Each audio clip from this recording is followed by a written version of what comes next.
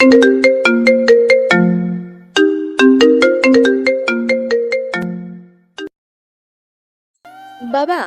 আজ তোর কলেজের প্রথম দিন, কারোর সাথে কোনো বেয়াদবি করবি না।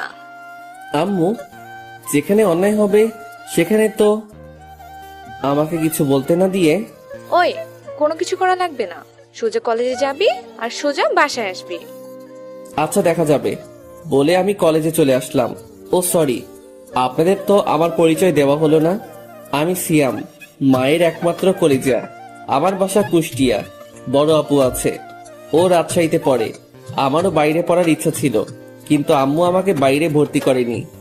ইন্টারমিডিয়েটে বাইরে পড়েছিলাম। বাইরে থাকতে যদি কোনো রকম খারাপ কাজ বলতে অন্যায়ের প্রতিবাদ করতাম, যে যত বড়ই হোক না কেন। আর আব্বু আমাকে সবসময় সাপোর্ট করত।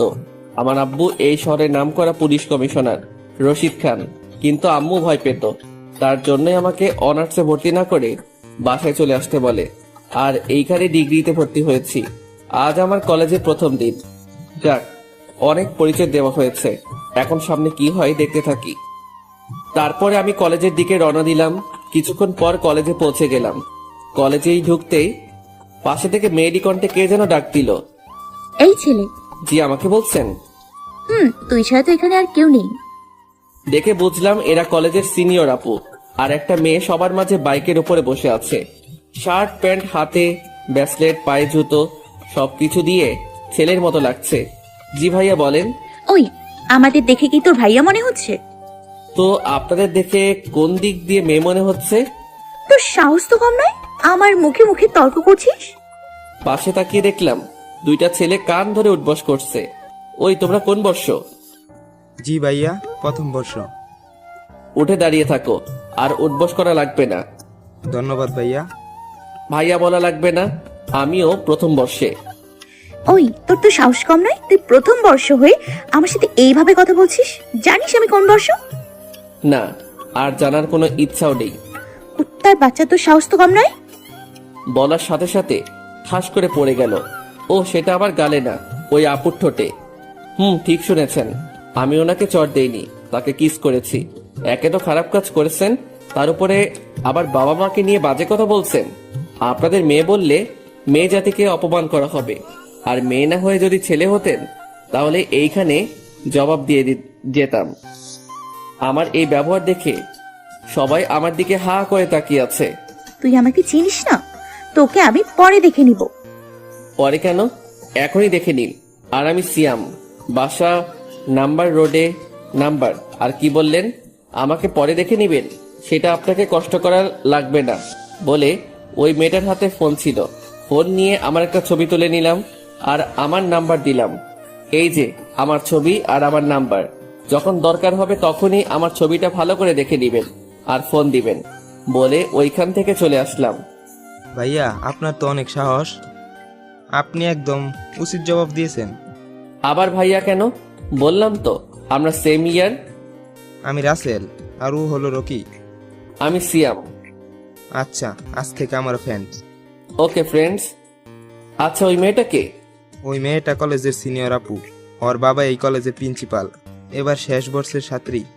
ও আচ্ছা, চলো ক্লাসে যাই। বন্ধুর মাঝে নো তুমি, অনলি তুই। আচ্ছা চলো। তারপর আমরা ক্লাসরুমে চলে গেলাম। এইদিকে মিমি ও তার বান্ধবীরা। ওই ছেলেটার সাহস তো কম নয়, জুনিয়র হয়ে তোকে কিস করলো।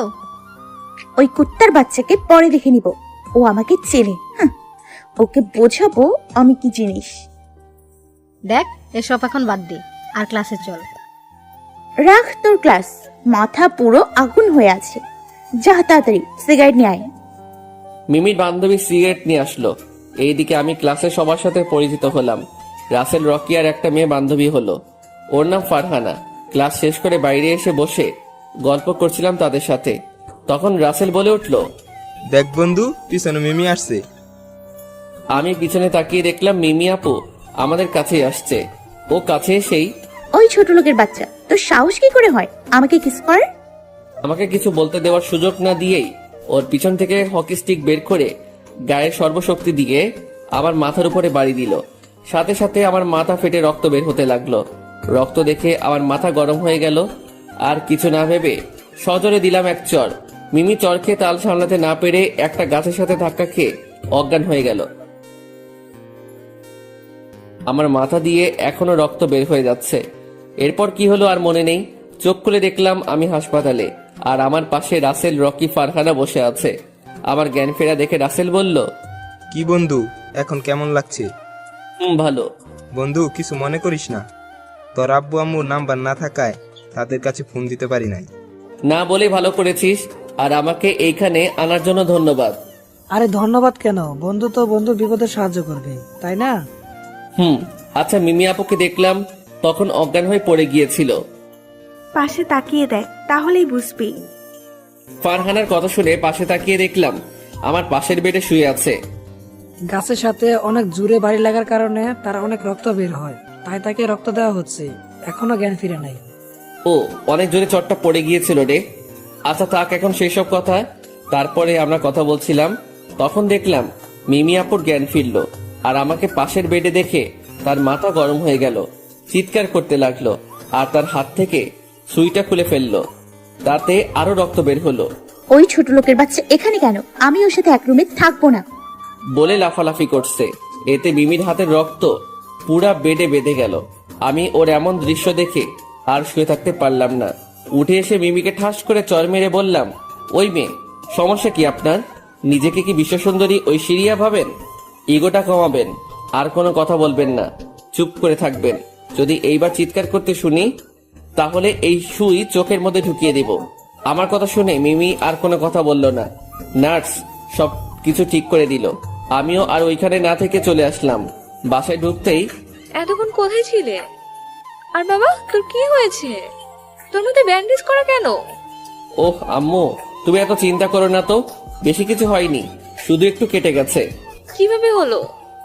রাস্তা পার হতে গিয়ে সামান্য অ্যাক্সিডেন্ট হয়েছে। মিথ্যা বললাম, কারণ যদি সত্যি ঘটনা খুলে বলি তাহলে কাল থেকে আম্মু আর আমাকে কলেজে যেতে দিবে না। দেখে শুনে পার হবি তো? আম্মু এসব বাদ দাও তো, আর আমাকে খেতে দাও, অনেক ক্ষুধা লেগেছে। আচ্ছা, ফ্রেশ হয়ে নে। তারপরে ফ্রেশ হয়ে খেয়ে শুয়ে পড়লাম। মাথাটা একটু ব্যথা করছিল। শুয়ে থাকার কিছুক্ষণ পর ঘুম চলে আসলো। ঘুম ভাঙলো সকাল 8টায়। বাবা, এক ঘুমের সকাল। সকালে উঠে ফ্রেশ হয়ে কোনো রকম নাস্তার টেবিলে গেলাম। ওই, আজ দেখে শুনে রাস্তা পার হবি। ওকে আম্মু। তারপরে নাস্তা শেষ করে কলেজে চলে গেলাম। কলেজে গিয়ে দেখলাম রাসেল, রকি বসে আছে। কিরে দোস্ত, কেমন আছিস? ভালো, তোরা? ভালো। কখন আসলি? এই তো একটু আগেই। ও আচ্ছা। তারপরে আমরা বসে আড্ডা দিচ্ছিলাম, তখনই দেখলাম কে যেন পিছন থেকে ডাক দিল। তাকিয়ে দেখলাম মিমি আপু। মিমি আপু আমার কাছে এসেই আমাকে, আসলে আমি সত্যিই দুঃখিত, তোমার সাথে অনেক খারাপ ব্যবহার করেছি। মিমি আপুর কথা শুনে আমি সহ আমার সব বন্ধুরা অবাক হয়ে গেল। কাল পর্যন্ত গুন্ডি বলে চিনতাম, আর আজ একদিনে এত চেঞ্জ। ব্যাপার কি? কিছুই তো বুঝলাম না। অন্য কোনো ধান্দা করেছি নাকি? মনে মনে ভাবলাম। কি হলো, কথা বলছো না কেন? জি, আপু এসব মনে করে নিজেকে ছোট করবেন না। আর ভুল তো আমিও করেছি। না, তোমার থেকে আমিই বেশি করেছি। মিমি, মিমি বলে ডাকি, আপু বলতে কেমন লাগে? আচ্ছা আপু, এসব বাদ দিন এখন। আর তোমার নামটা যেন কি? জি আপু, আমার নাম সিয়াম। উফ, এত আপু আপু করছো কেন? আপনি আমার থেকে সিনিয়র তাই। তো কি হয়েছে, আজ থেকে আমার নাম ধরেই ডাকো। কি বলছেন আপু এসব? আপনি তো আমার অনেক বড়। ওই, আমি বুড়ি হয়ে গেছি? না না, তাই নয়, আপনি দেখতে যথেষ্ট সুন্দরী। শোনো, আমি তোমার থেকে মাত্র 2 বছর বড়, তাই আজ থেকে আমাকে নাম ধরেই ডাকবে। ওকে আপু। আবারও আপু? সরি মিমি। মনে থাকে জানো। আর তোমার বাবা কি করে? একটা ছোটখাটো ব্যবসা করে। মিথ্যা বললাম, আসলে আব্বু পাওয়ার চলতে আমার ইচ্ছা করে না। আমি সাধারণভাবেই চলি, আর আমাকে দেখে কেউ বুঝতে পারবে না যে আমার আব্বু এই শহরের নামকরা কমিশনার। মিমির মুখের দিকে তাকিয়ে দেখলাম কেন একটু খুশি লাগলো ওর। যাক, তারপরে আরো কথা বলে বাসায় চলে আসলাম। এই ছিল মিমির আপু টুকু। মিমির সাথে পরিচয় হওয়া। মিমির একটু বর্ণনা দেই। মিমি দেখতে অনেক মায়াবী, লম্বা লম্বা চুল, ঠোঁটের নিচে একটা কালো তিল আছে। কলেজের যে কেউ দেখলে ক্রাশ খাবে, কিন্তু ওর এমন গুন্ডি আচরণ দেখে কেউ ভয়ে কিছু বলতে পারে না। সব সময় ছেলেদের মতো পোশাক পরে থাকে। যাক, তারপরে বাসায় এসে ফ্রেশ হয়ে ঘুমিয়ে গেলাম। ঘুম ভাঙলো ফোনের রিংটনে। ফোন ধরার সাথে সাথে ওই শালা তাড়াতাড়ি চলে আয়, আজ ফাইনাল খেলা আছে। বলে ফোন কেটে দিল। আমিও উঠে তাড়াতাড়ি ফ্রেশ হয়ে মাঠের দিকে রওনা হলাম।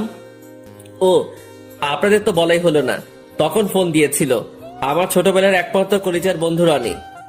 আমরা ক্লাস 10 পর্যন্ত একসাথে পড়েছিলাম। 10 পাশ করে দুইজন আলাদা হয়ে যাই। যাক, এইসব না বলে গল্পে ফিরি।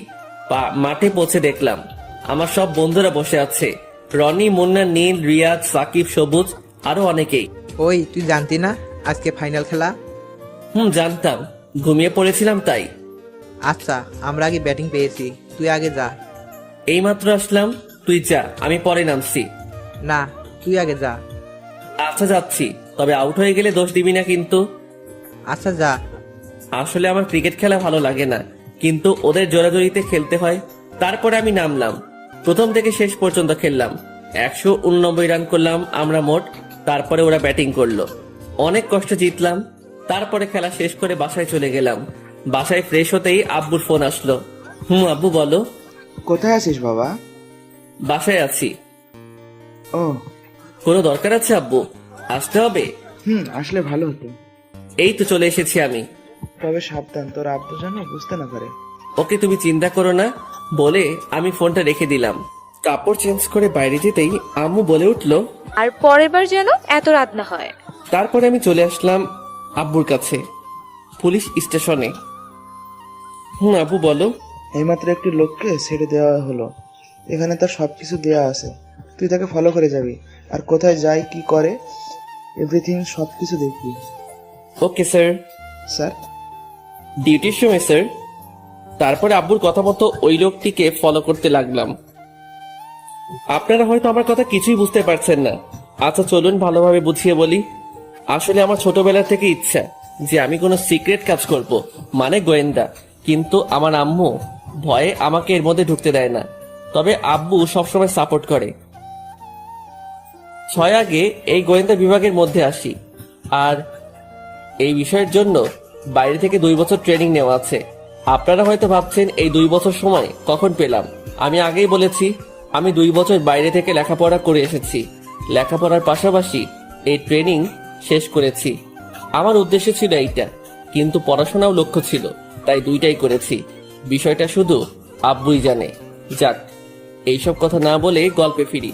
তারপরে আমি সেই লোকটিকে ফলো করে যাচ্ছি। এইটা প্রথম নয়, এর আগেও কয়েকটা সিক্রেট কাজ করেছি।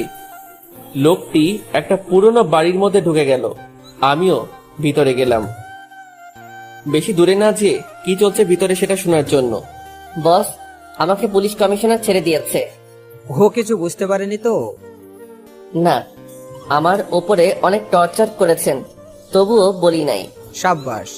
একটা কথা সব সময় মনে রাখবি, আমাদের লক্ষ্য পৌঁছাতেই হবে, না হলে আমাদের বস আমাদেরকে সবাইকে মেরে ফেলবে। ওর কথা শুনে বুঝলাম আরো বড় মাথা আছে। এরা সব চেনাপটি, এদের দিয়ে কিছু হবে না। তবে তাদের কি লক্ষ্য সেটা আগে জানতে হবে। তারপর আমি পিছন থেকে পিস্তলটা বের করে ওদের বসের মাথায় ঠেকিয়ে বললাম, তোরা যতই প্ল্যান করিস না কেন, তোরা কখনো সাকসেস হতে পারবি না। আজ আমাদের শেষ করবি, কাল আবার নতুন কেউ আসবে, আমাদের উদ্দেশ্য চলেই যাবে, এই দেশ শেষ হবেই। এটা দেখে মাথা গরম হয়ে গেল। ওর সামনে আরো 2 জন দাঁড়িয়ে ছিল। ওরা 2 জন যেই পালাতে গেল, তখনই আমি পিস্তলের ট্রিগার চেপে দিলাম। সাথে সাথে ওই 2 জন মাটিতে পড়ে গেল। ওদের দিকে মনোযোগ থাকাতে ওদের বস ওর পকেট থেকে পিস্তল বের করে একা একাই গুলি করলো। ও শিট, আজ প্ল্যান শেষ হয়ে গেল। এখন বুঝবো কি করে যে দেশে কি হতে চলেছে। তারপরে ওইখান থেকে চলে গেলাম থানায়। কি হয়েছে, খোঁজ পেয়েছো? জি না, তবে এইটা বুঝতে পেরেছি কিছুদিনের মধ্যেই দেশে অনেক বড় বিপদ হয়ে উঠবে। ও মাই গড, তাহলে এখন কি হবে? এত চিন্তা করা লাগবে না। এই কাজের দায়িত্ব যখন আমি নিয়েছি, তখন আমি শেষ করব। Best of luck. আর তোমরা যা যা লাগবে সেগুলো নিতে পারো। আমার কিছু লাগবে না, তবে একটা কথা, আজ থেকে আমি আপনাকে স্যার বলেই ডাকবো। কেন? কারণ এখন একটা মিশন শুরু করতে যাচ্ছি, তাই চাই না আমাদের কি সম্পর্ক সেটা জানতে পারে। আর এসব বিষয়ে আম্মুকে কিছুই বলা যাবে না। ও আচ্ছা আচ্ছা।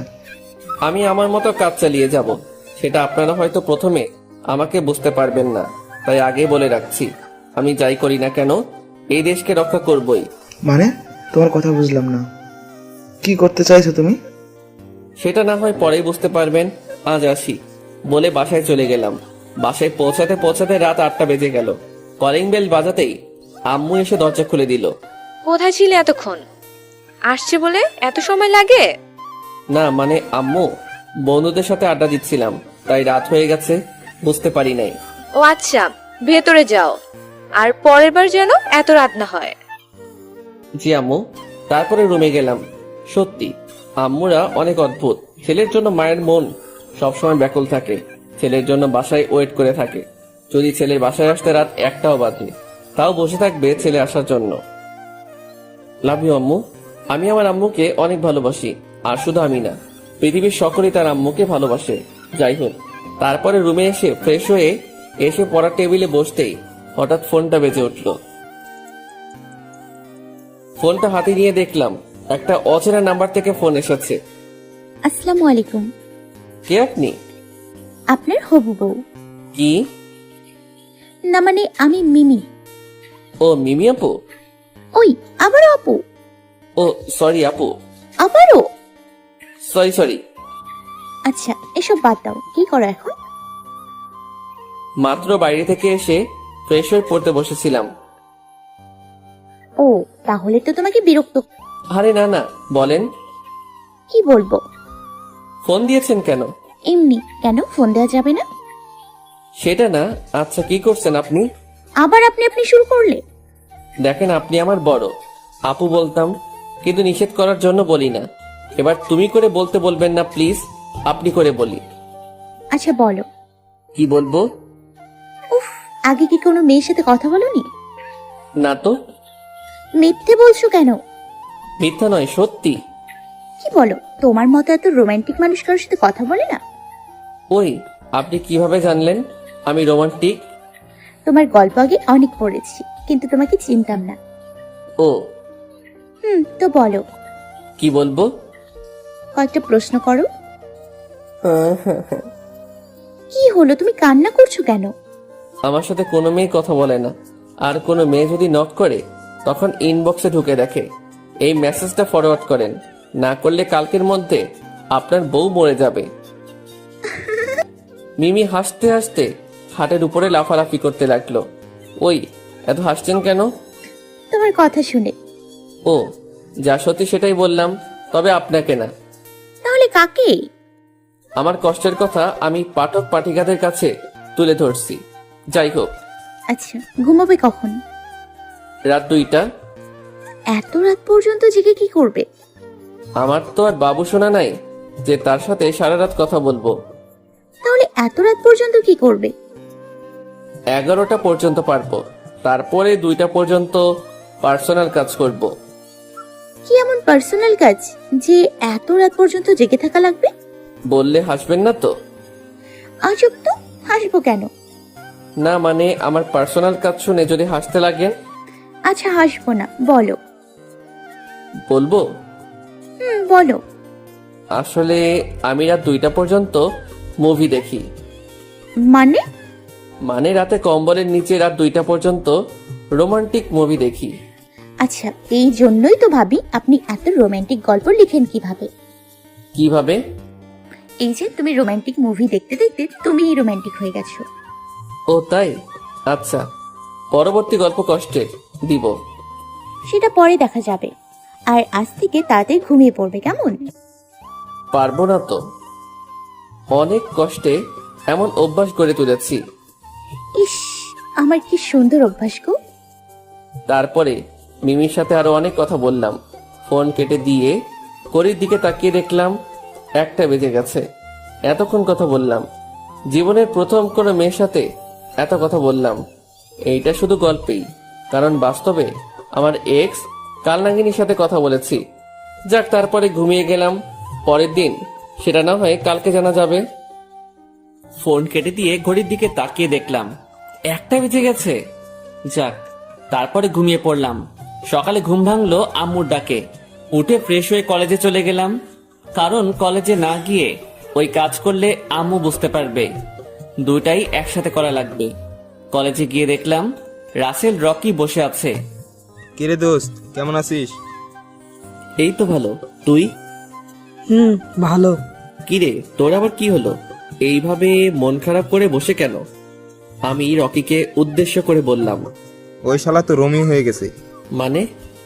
ফারহানাকে ভালোবাসে, কিন্তু ফারহানা অন্য একটা ছেলেকে ভালোবাসে। আরে কলেজে কি মেয়ের অভাব নাকি? একটা গেছে অন্যটার পিছনে যা। না দোস্ত, আমি ওকে অনেক ভালোবাসি। কিন্তু তোকে তো ও ভালোবাসে না।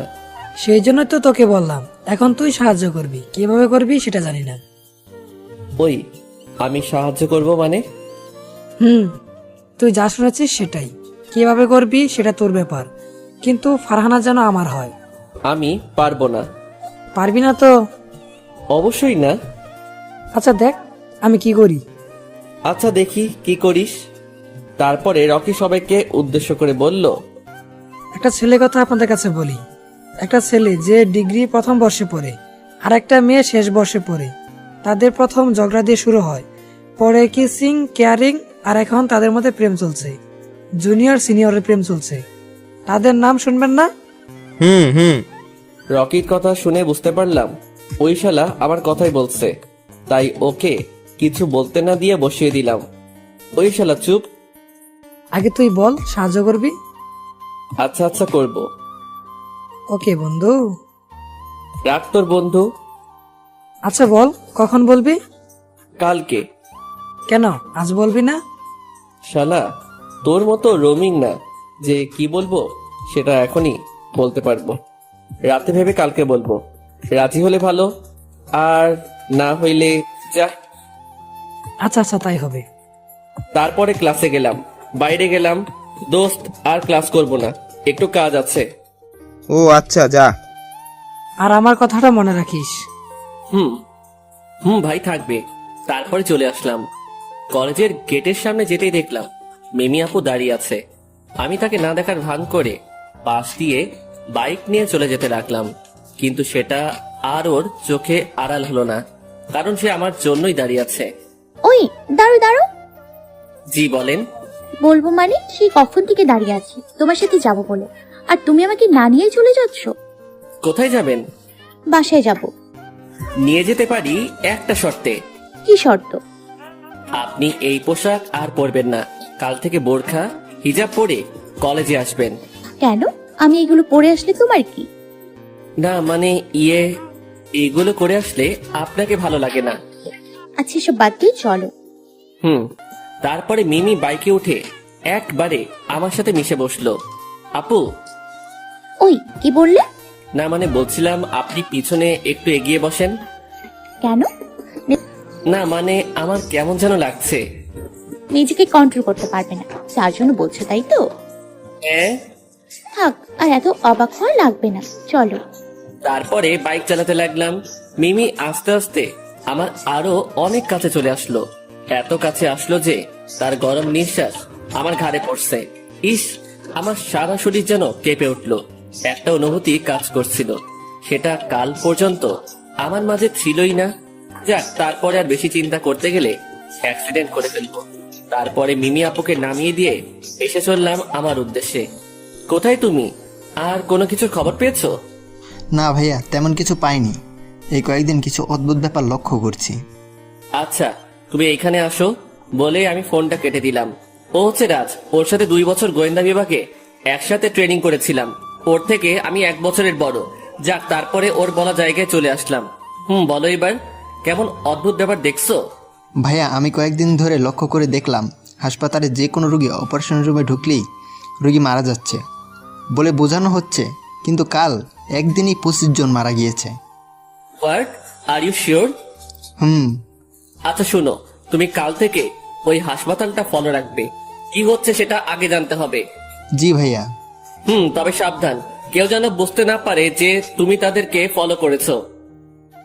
ওকে ভাইয়া। তারপর আমি বাসায় চলে আসলাম। বাসায় এসে ফ্রেশ হয়ে রুমে গেলাম। বিকেলে বাইরে বের হলাম না। রাতে রুমে বসেছিলাম। বসে থাকতে ভালো লাগছিল না, তাই মিমির কাছে ফোন দিলাম। একবার রিং বাজতেই সাথে সাথে ধরে ফেললো। মনে হয় ও অপেক্ষায় করে আছে। এই যে মিস্টার, কি ব্যাপার? আজ আপনি আমাকে ফোন দিলেন? না মানে একা একা বসে বোর হচ্ছিলাম, তাই ফোন দিলাম। আম্মুকে বোর্ড দূর করার জিনিস এনে দিতে বললেই তো হয়। মানে?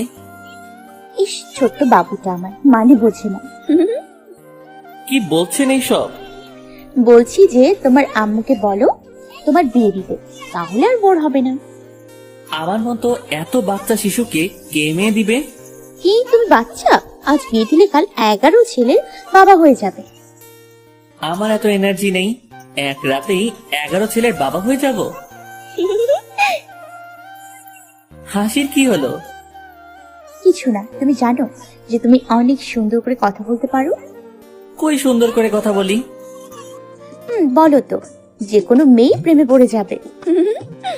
যদি পড়তো তাহলে হুদাই আমাকে কষ্ট করে একা থাকা লাগতো না।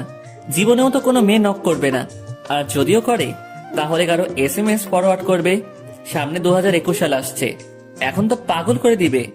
বলছি, কেউ নতুন বছরের শুভেচ্ছা জানাবেন না? বলতে যদি ইচ্ছাই থাকে তাহলে ভালোবাসি বলতে পারেন। যাক, আপনাদের সাথে না বকে গল্পে ফিরি।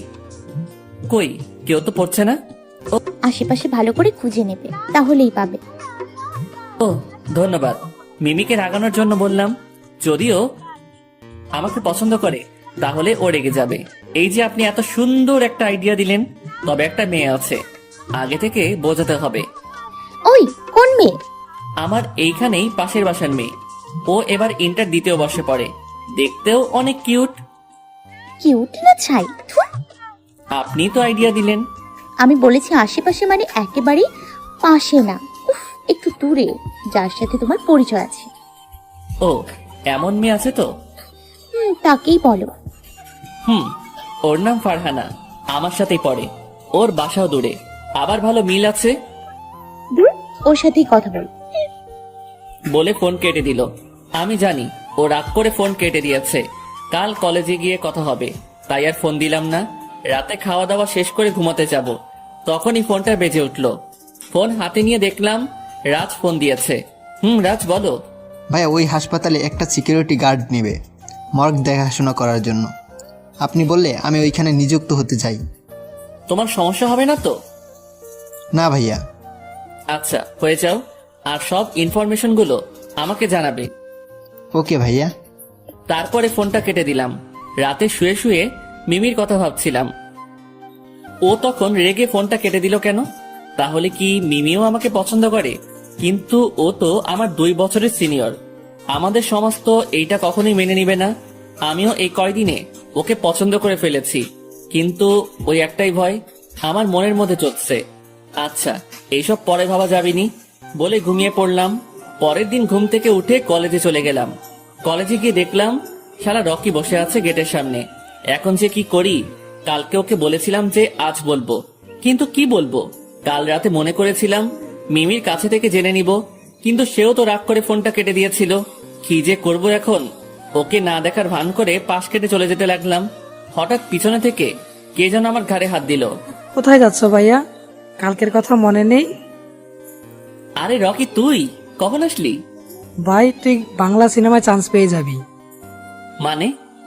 এত সুন্দর অভিনয় তো শাকিব খানও করতে পারে না। শালা, আমাকে না দেখার বান করে চলে যাচ্ছ, তাই না? আরে না, তোকে দেখতে পাইনি। এই 5 ফুট গেটের সামনে 6 ফুট মানুষ দাঁড়িয়ে আছে, আর তুই কিনা বলছিস তাকে দেখতে পাচ্ছিস না? সত্যি বলছি ভাই। থাক এইসব কথা, বাদ দে। আর আজকে যেভাবে হোক ফারহানাকে তুই রাজি করাবি। না মানে হয়েছে কি ভাই? ওই, তোর কোনো কথাই শুনতে চাই না। ওই তো ফারহানা আসছে, যা ওর কাছে, বলে এক ধাক্কা দিয়ে ওকে পাঠিয়ে দিলাম। আরে সিয়াম, কেমন আছিস? ভালো, তুই? ভালো। এ কি, তোর হাত পা কাঁপছে কেন? কিছু বলবি নাকি? না মানে হ্যাঁ। আচ্ছা বল। ভালো বা আমাকে কিছু বলতে না দিয়ে? সরি দোস্ত, আমার বয়ফ্রেন্ড আছে। তোর আমার কথা না শুনে আগে কথা আটকিয়ে দিলি।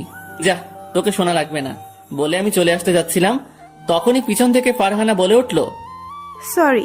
আচ্ছা বল এবার। তোকে যেদিন প্রথম দেখেছিল সেদিন থেকে একটা ছেলে তোকে অনেক ভালোবেসে ফেলেছে। কিন্তু ভয়ে বলতে পারিনি। কিন্তু যেদিন তোকে বলতে যাবে সেই দিন ও জানতে পেরেছে তোর বয়ফ্রেন্ড আছে। সেদিন থেকে ও পাগলের মতো হয়ে গেছে। একটা অদ্ভুত ব্যাপার কি জানিস? কি? তোকে পছন্দ করার আগেই ও ওর আম্মুকে বলেছিল। ওর আম্মুই ওকে প্রপোজ করতে বলেছিল সেই দিন, কিন্তু আর হলো না। ওর আম্মু তোকে পছন্দ করেছিল। এর মানে বুঝতে পারছিস? তুই কখনোই ঠকবি না ওই ছেলেকে ভালোবাসলে। ছেলেটি কে? সেটা জেনে কি করবি? তুই তো আর ওকে ভালোবাসিস না। তবে তুই খুব ভুল করলি। মনে করে রাখিস, তোর ভাগ্যটা তুই নষ্ট করবি। প্লিজ, ছেলেটির নাম কি বল? না, তবে রাতে যদি সেই পাগল ছেলেটার কথা ভাবতে থাকিস, তোর ঘুম হচ্ছে না, কাল কলেজে এসে বলবি। তাহলে আমি নাম বলবো। বলে ফারহানা কথা বলার সময় না দিয়ে চলে আসলাম। শুধু ফারহানা কেন, এমন কথা যে কোনো মেয়েকে বললে তার কথা 100% ভাববেই। তারপরে আমি রকির সামনে গেলাম। কিরে, ও রাজি হয়েছে? কিছুই বলি নাই। ধুর, জানি তোর দ্বারা কাজ হবে না। আরে শালা, ফোন খারাপ করা লাগবে না, একটু ওয়েট কর, তাহলে ওই এসে তোকেই প্রপোজ করবে। সত্যি দোস্ত? হুম। দোস্ত, একটা ব্যাপার বুঝলাম না। কি? তুই যখন ওর কাছে গেলি তখন থেকে একটা বোরকা পরা মেয়ে তোর দিকে তাকিয়েছিল, আর এখনো আছে। কো? ওই যে ওই পাশে। ও আচ্ছা। তারপরে আমি ওই মেয়ের সামনে গেলাম। ওই মেয়ে, কি সমস্যা? বলতে দেরি, ঠাস করে চড় দিতে দেরি নাই। মারলেন কেন?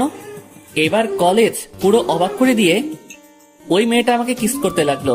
পুরো কলেজের ছাত্রছাত্রী আমাদের এই সিনেমা দেখছে আর মজা নিচ্ছে। ওই মেয়েটা আমাকে এমন ভাবে ধরে আছে যে আমার একটু নড়াচড়া করার ক্ষমতা নেই। একটা অদ্ভুত ব্যাপার হচ্ছে, মেয়েটা হিজাব পরে আছে, তো আমাকে কিস করছে কোন দিক দিয়ে? শুধু ঠোঁট দুটো দেখা যাচ্ছে। 5 মিনিট পর ছাড়লো। ওই মেয়ে, কে আপনি? আর আপনার সাহস তো কম নয়। ওয়েট, বলে মেয়েটা হিজাবটা খুলে ফেললো। হিজাব খোলার সাথে সাথে অবাক হয়ে গেলাম, কারণ এটা মিমি আপু। আপু, আপনি? আবারও আপনি? সরি, কিন্তু এইগুলো কি? কোনগুলো? কোনগুলো মানে? সবার সামনে আমাকে এইভাবে কিস করার মানে কি? আচ্ছা ওয়েট, হে অল স্টুডেন্টস, সকলের উদ্দেশ্যে বলছি, এটা আমার বয়ফ্রেন্ড। মেয়েদের একটু বেশি বলছি, যদি কোনো মেয়ে আমার বয়ফ্রেন্ডের কাছে আসার চেষ্টা করে তাহলে তার কি হবে বুঝতেই পারছো। কি বলছেন এসব? যেটা সত্যি সেটাই বলেছি। আমার মনে তো লাড্ডু ফুটছে, কিন্তু মিমিকে বুঝতে দেওয়া যাবে না। সেটা কিভাবে সম্ভব? আপনি আমার থেকে 2 বছরের সিনিয়র।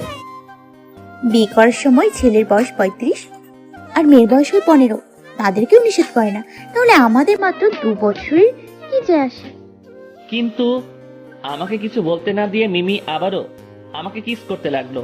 আল্লাহ গো, কি হচ্ছে এটা? তোমার কোনো উত্তর লাগবে না, আমি যা বলবো সেটাই হবে। থাক, আমার তো ভালোই লাগছে। বলে মিমি হন হন করে হেঁটে চলে গেল। আম্মা, লিপস্টিক খেতে কেমন লাগলো? আরে পাগল, ওইটা লিপস্টিক নয়, ওইটা মিষ্টি। টেস্ট কেমন লাগলো? ওই শালা, তোকে কি সেটা বলতে হবে? আরে ভাই বল না। বেশি কথা না বলে বসে থাক। আর বেশি জানার আগ্রহ থাকলে ফারহানার কাছে যা। যাব, সময় হলে আমিও যাব, আর তোর সামনে দেখিয়েও দিব। আচ্ছা, দেখা যাবে নি। রাসেল কো, কলেজে আসবে না? না, ওর নানির বাসায় বেড়াতে গিয়েছে। শালা বেড়াতে গেছে, অথচ আমাকে বলে যায়নি। আগে আয়, পরে মজা বোঝাবো। আচ্ছা, ক্লাসে চল। তারপরে ক্লাসে চলে আসলাম। ক্লাস শেষ করে বাইরে বসেছিলাম, তখন আমার কাছে মিমি আসলো। ওই, তোমার ক্লাস আছে? আছে একটা। কেন? রাখো ক্লাস, চলো। কোথায়? বেড়াতে যাব। কিন্তু আমার তো ক্লাস আছে। চলো তো। আমার হাত ধরে টেনে বাইকের সামনে নিয়ে গেল। তারপরে আর কি, কোনো কথা না বাড়িয়ে বাইক চালাতে লাগলাম। কিন্তু কালকের থেকে আজ আমার অনেক কাছে এসে আমাকে জড়িয়ে ধরে আছে। আজ যেন কেমন কেমন লাগছে।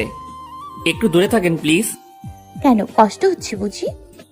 মনে করেন সেটাই। আচ্ছা চলো তো, কিছুক্ষণ পর সব কষ্ট পুষিয়ে দিব। মানে? উফ, এত মানে মানে করছো কেন? আগে চলো। কোথায় যাব? যেদিক দিয়ে যেতে বলবো সেদিক দিয়ে যেতে থাকবে। জি।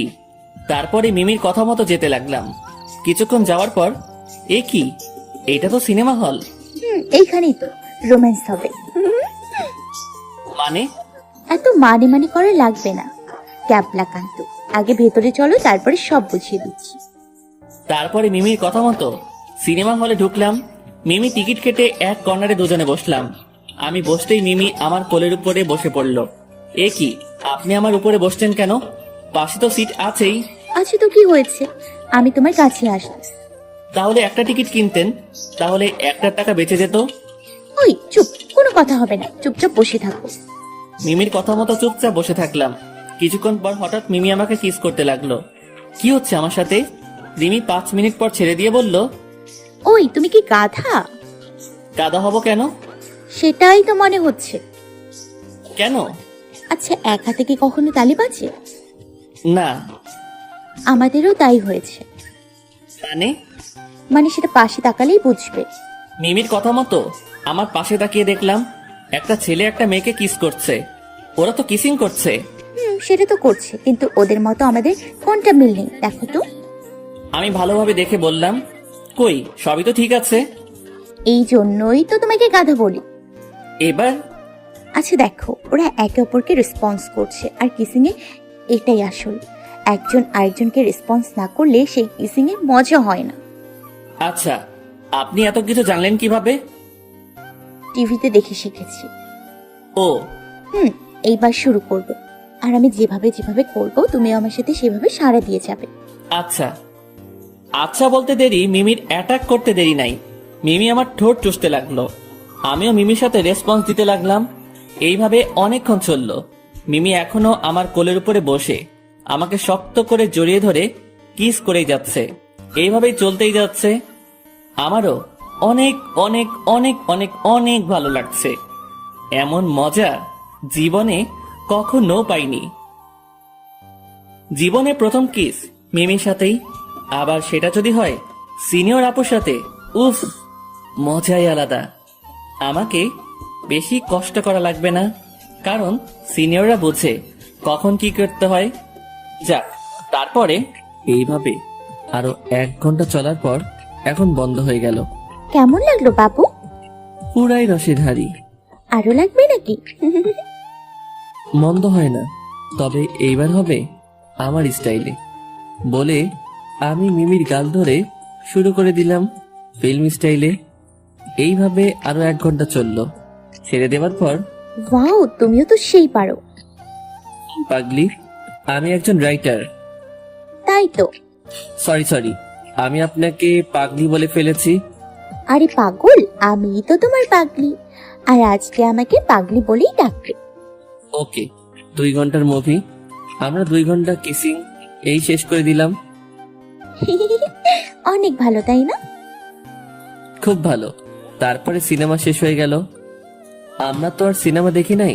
সিনেমা হল থেকে বের হয়ে মিমিকে নিয়ে চলে আসলাম। তারপরে তাকে বাসায় নামিয়ে দিয়ে বাসায় চলে আসলাম। বাসায় পৌঁছাতে পৌঁছাতে সন্ধ্যা হয়ে গেল।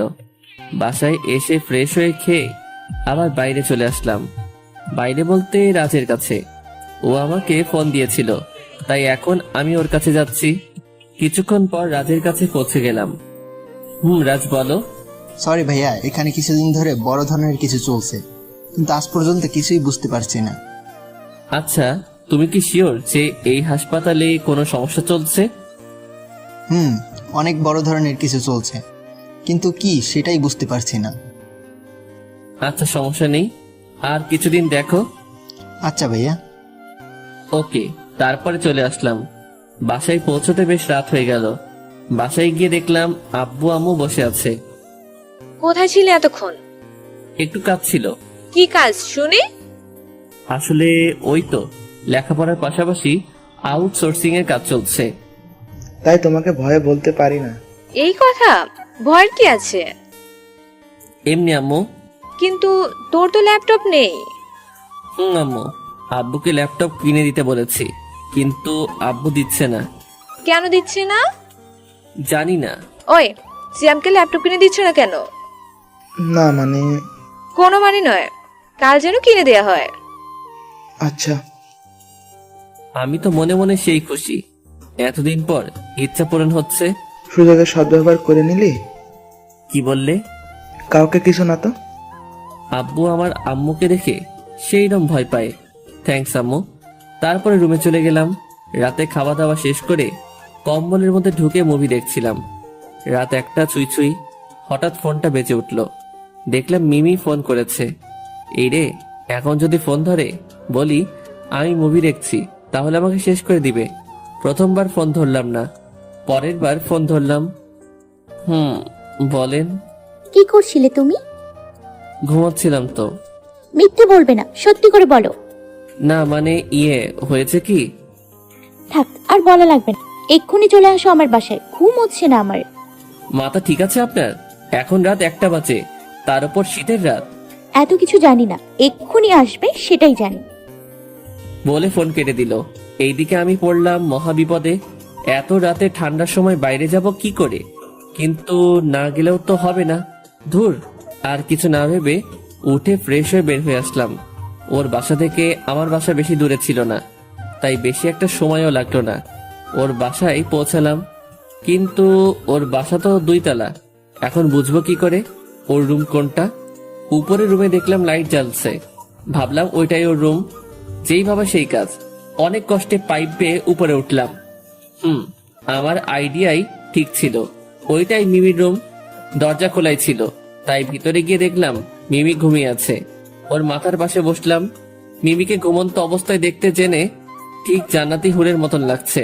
ওর মাথায় হাত বুলিয়ে দিতে লাগলাম। হঠাৎ তার ঠোঁটের দিকে বদ নজর চলে গেল। কন্ট্রোল সিয়াম, কন্ট্রোল। ওইটা তো সিনিয়র আপু। আরে ধুর, ওর কথা বাদ দে। ও তো তোকে ভালোবাসে, তাহলে তোর সমস্যা কোথায়? আর ভালোবাসা কখনো বয়স মানে না। সারা নিজে এখন কনফিউজড হয়ে গেলাম। ধুর, যা হয় পরে দেখা যাবে বলেই মিমির ঠোঁট চুষতে শুরু করে দিলাম। এইদিকে মিমি আমার ঠোঁটের স্পর্শ পেয়ে কেঁপে উঠল আর মিটমিটে হাসতে লাগলো। তার মানে ও এতক্ষণ ঘুমের অভিনয় করেছিল। ও আমার সাথে রেসপন্স দিতে লাগলো। থাক না, অভিনয় করলে কি, ভালোই তো লাগছে। যাক, তারপরে এইভাবে কিছু সময় চলার পরে ছেড়ে দিলাম। কি হলো, ছেড়ে দিলে কেন? ঠান্ডা লাগছে আমার। ও, এই ব্যাপার। বলে মিমি আমাকে কম্বলের মধ্যে নিয়ে ও আমার বুকের উপর চেপে বসে, আবারও ঠোঁট মিলিয়ে দিল। উফ, এত মজা লাগছে যে বলে বোঝাতে পারবো না। এইভাবে আরো কিছু সময় চললো। হঠাৎ আজানের ধ্বনি কানে আসলো। হঠাৎ মানে ভোর হয়ে গেছে, তাই ওই ছাড়েন তাড়াতাড়ি। কেন? কেন মানে আজান দিচ্ছে, শুনতে পাচ্ছেন না? তো কি হয়েছে? কিছু হয়নি, তবে অনেক কিছু হতে পারে এখন। কিছুই হবে না, শুধু বিয়ে দিয়ে দেবে। পাগল নাকি? এখন আপনাকে বিয়ে করতে যাব কোন দুঃখে? ওই কি বললি, আমাকে বিয়ে করবি না? আরে আমি সেটা বলি নাই। তাহলে কি বলছো? বলছি এখন বিয়ে করব না, পরে বিয়ে করব, কিন্তু এখন আপনাকেই ভালোবাসবো। সত্যি তো? সত্যি। আচ্ছা যাও। বলে মিমি আমার কপালে একটা কিস করে জড়িয়ে ধরলো। যাক, তারপরে আবার চুপি চুপি নিচে নেমে আসলাম। যাক বাবা, বাঁচলাম। যে ভয় পাচ্ছিলাম, কিন্তু এই কথাটা আমি ভুল ভেবেছিলাম। পিছনে তাকিয়ে দেখলাম জিনিস, হাতে জিনিস নিয়ে দাঁড়িয়ে আছে। মানে দারোয়ান তো নয়, যেন উগান্ডায় থেকে আসা নিগ্রো। তার উপরে হাতে থাকা চকচকে তেল দিয়ে মালিশ করা লাঠি। বুঝতেই পারছি আজ কপালে শনি আছে। আসসালামু আলাইকুম চাচা। চাচার নাম কি? চাচার বাসা কোথায়? এসব কথা বাদ দিয়ে বলো, উপরে কি চলছিল? কোন উপরে চাচা? ওই যে 2 তলায়। বলে চাচা হাত দিয়ে দেখালো। এইদিকে আমি ফুরুত, আমার দিকে তাকিয়ে দেখে আমি দৌড় দিয়েছি। চাচা দেখতে দেখতে আমি কুয়াশার মধ্যে হারিয়ে গেছি। এই দৌড়ে বাসার সামনে এসে ঠাস করে বসে পড়লাম। এমন দৌড় বাবার জন্মেও দেই নাই। বসে আছি, পিছনে থেকে বলে উঠলো, এত ভোরে কোথায় গিয়েছিলে? এই রে, মামা যদি আম্মুকে বলে দেয় তাহলে আমি শেষ। জগিং করতে গিয়েছিলাম মামা। কিন্তু দরজা তো বন্ধ আছে, আপনি কিভাবে গেলেন? আর আপনাকেও তো দেখলাম না। যেই দিক দিয়ে যাই না কেন সেটা তোমাকে জানা লাগবে না। তুমি তাড়াতাড়ি গেট খুলে দাও। আমি কিছুটা রেগে বললাম। এইভাবে না বললে মামা সারাদিন এমন প্রশ্ন করেই যাবে। তারপরে মামা খুলে দিল, আর আমিও চুপি চুপি রুমে গিয়ে শুয়ে পড়লাম। সকালে আম্মু এসে, আই সিয়াম ওঠ, কলেজে যাবি না? আম্মু একটু পরে উঠছি, তুমি যাও এখন। মাত্র তো আসলাম। কি বললি? মাত্র আসলি মানে? কোথায় ছিলি তাহলে? না না আম্মু, আমি তো বললাম সাধারণত ঘুম হয়নি, এইমাত্র ঘুমালাম তাই। তো সারা রাত কি করেছিস? গরমে ঘুম হয়নি। শীতের সময় গরম? না মানে ঠান্ডার জন্য। ও আচ্ছা, ওর তাড়াতাড়ি 9টা বেজে গেছে। বলে আম্মু চলে গেল। তারপরে আমি ঘুম থেকে উঠে ফ্রেশ হয়ে নাস্তার টেবিলে গিয়ে দেখলাম আব্বু বসে আছে। Good morning. Good morning. ওদিকে কত দূর হলো? মোটামুটি হয়েছে, আর কিছুদিনের মধ্যেই হয়ে যাবে। কি হয়ে যাবে? না মানে সিয়ামের আউটসেটিং এর কাজ। সিয়াম, তোমার আব্বু তোমাকে ল্যাপটপ কিনে দিয়েছে? না আম্মু। কি গো, কি কথা ছিল? না মানে এই তো এখনই কিনে নিব। চলো বাবা। ওকে। তারপরে খাওয়া দাওয়া শেষ করে আমি আর আব্বু শোরুমে চলে গেলাম। তারপরে ওইখানে থেকে ল্যাপটপ কিনে নিয়ে আমি কলেজে, আর আব্বু পুলিশ স্টেশনে চলে গেল। কলেজে এসে দেখলাম সবাই চলে এসেছে। আমাকে দেখে রকি দৌড় দিয়ে আমার কাছে এসে বলল, ভাই আজ কিন্তু বলাই লাগবে। কি বলবো? ওই কথা। তোকে বলেছি না বেশি ব্যস্ত হবি না। ওই তোকে ভালোবাসার কথা বলবে। সেটা কি আমাকে বুড়ো হওয়ার পরে বলবে? না অপেক্ষা কর, হয়ে যাবে। আচ্ছা। তারপর দেখলাম ফারহানা আমাদের সামনে আসলো। ওই সিয়াম, এদিকে আয়। বল। রাতে ওই ছেলের কথা ভেবে সারা রাত ঘুম হয়নি। সারা রাত ওর কথা চিন্তা করেছি। প্লিজ ওই ছেলেটার নাম বল না। আচ্ছা, এর মানে কি জানিস? কি? তুই অজান্তেই ওই ছেলের প্রতি দুর্বল হয়ে পড়েছিস। কাল পর্যন্ত ওর সাথে কথাই বলতিস না, আর আজ ওর নাম শোনার জন্য কেমন পাগল হয়ে গেছিস। কিন্তু আমার তো বয়ফ্রেন্ড আছে, তার জন্য তো আমার মন কখনো এত ব্যাকুল হয়নি। এটাই রিয়েল ভালোবাসার চিহ্ন। আচ্ছা এইসব বাদ দে, ওই ছেলেটার নাম কি সেটা বল। সেটা তো বলা যাবে না। কেন? তুই আগে ভেবে দেখ তোর মন কি চাচ্ছে, তারপরে আমি ওকে তোর সামনে নিয়ে আসবো। এইসব ভাবার সময় নেই, আগে আমাকে ওকে দেখা লাগবে। আচ্ছা, আমি ওর নাম্বার ছাড়া কিছু দিতে পারবো না। যদি লাগে তাহলে বল, দিয়ে দিচ্ছি। আচ্ছা দে। তারপর আমি ফারহানাকে নাম্বার দিয়ে চলে আসলাম। কিরে তুই নাম বললি না কেন? আগে বলেছি বেশি ব্যস্ত হবি না, অপেক্ষা জিনিস মিষ্টি হয়। ওকে। আমরা গল্প করছিলাম, তখনই দেখলাম মিমি আমাদের দিকে তাকাচ্ছে। দোস্ত দেখ, সিনিয়র ভাবি আসছে। মানে? তোর সিনিয়র আপু থুকু গার্লফ্রেন্ড আসছে। দেখ, ফাজলামো না করে বসে থাক। এদিকে মিমি আমাদের কাছে এসে বলল, হাই সিয়াম, হ্যালো। তোমাদের মাঝে কি বসতে পারি? শিওর ভাবি। ওই চুপ। মিমি কিছু বলল না, শুধু মিটমিটে হাসি দিল। তো তোমরা সবাই কেমন আছো? জি ভালো, আপনি? আলহামদুলিল্লাহ। ওহ, তো তোমরা কি গল্প করছিলে? আসলেই আমাকে না বলতে দিয়ে রকি বলল, আসলে আমাদের গল্প তো আপনাকে বলা যাবে না। কেন? সিয়াম, ওই গল্পটা তো বলা যাবে না, তাই না? কি বলছিস? কোন গল্প? ওই যে ওই গল্প। কি গল্প আমাকে বলো। আসলে ও ফারহানাকে ভালোবাসে, আর ও ভাবছে আজ তাকে প্রপোজ করবে। কি বললে? আপু, ফারহানা আমাদের বান্ধবী, আর ফারহানা সিয়ামকেও পছন্দ করে। ওই কি বলছিস এসব? যেটা সত্যি সেটাই বলেছি, তুই কিছু মনে করিস না বন্ধু। মিমি আমার দিকে অগ্নি দৃষ্টিতে তাকিয়ে আছে। আল্লাহ গো, কি হবে এখন কিছুই বুঝছি না। রকি আমার দিকে তাকিয়ে মুচকি মুচকি হাসছে। শালা তোর মজা পরে বোঝাবো, আগে ঝড় সামনে নেই। আমার সাথে একটু আসো তো। কোথায়? ওইদিকে একটু কাজ আছে। কি কাজ? এইখানেই বলবি না? আগে আসো, পরে বলছি। বলে মিমি আগে চলে গেল। শালা তোর মজা পরে বোঝাবো। তোর যদি প্রেমে বাস না দেয়, আমার নাম সিয়াম না। এমন বলিস না দোস্ত। ওকে আর কিছু বলতে না দিয়ে মিমির পিছনে পিছনে যেতে লাগলাম। মিমি হেঁটেই যাচ্ছে। আল্লাহই জানে এখন কি হতে চলেছে। তারপরে দেখলাম মিমি একটা রুমে ঢুকে পড়লো। আমার দরজার সামনে দাঁড়িয়ে আছি। কি হলো, ভেতরে আসছো না কেন? না মানে কেউ দেখলে তো সমস্যা হবে। কলেজ আমার বাবার, আমি সেটা বোঝাবো। আচ্ছা আসছি। আমার খেল খতম হয়ে আসছে, বুঝতেই পারছি। আমি ভিতরে ঢুকতেই মিমি দরজা বন্ধ করে দিল। কি ব্যাপার? আপনি দরজা বন্ধ করে দিলেন কেন? আজ এই রুমে একজনের খুন হবে। আমি তোতলাতে তোতলাতে বললাম, মানে? মানে আপনাকে খুন করে জেলে যাব। কিন্তু কেন? আমি বাদে অন্য মেয়ের সাথে টাঙ্কি মারা, তাই না? দেখাচ্ছি মজা। বিশ্বাস করেন, ও আমার শুধু বন্ধু, এর থেকে বেশি কিছু না। শুধু বন্ধু, তাই না? তাহলে ও ওই কথা কেন বললো? আপনাকে রাগানোর জন্য বলেছে। থাক, আমি নিজের চোখে দেখেছি। তোমাকে আর কিছু বলার লাগবে না। না মানে? ওই চুপ, কোনো কথা হবে না। মিমির কথা শুনে আমি চুপচাপ মাথা নিচু করে দাঁড়িয়ে আছি। এর শাস্তি আজ পেতেই হবে। সরি। চুপ, কোনো কথা বলবে না। আর কিছু বললাম না। তারপরে অবাক করে মিমি আমাকে ঠাস করে কিস করতে লাগলো।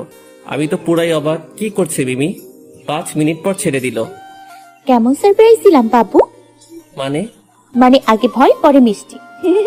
আমি জানি তুমি কেমন, তাই কারোর কাছে থেকে তোমার বর্ণনা নেওয়া লাগবে না। তোমার প্রতি আমার অনেক বিশ্বাস আছে। এর জন্য এত কিছু? হুম হুম তাই বলে এইভাবে রাগ দেখাবে? আসলে তুমি ভয় করলে তোমাকে কেমন লাগে দেখার জন্য এমন করলাম। তো কেমন দেখলেন? একদম কিউটের টিপ্পার মতো লাগলো। আমি তো ভয়ে শেষ হয়ে যাচ্ছিলাম। এখন তো বসিয়ে দিলাম। পুষেনি। কেন?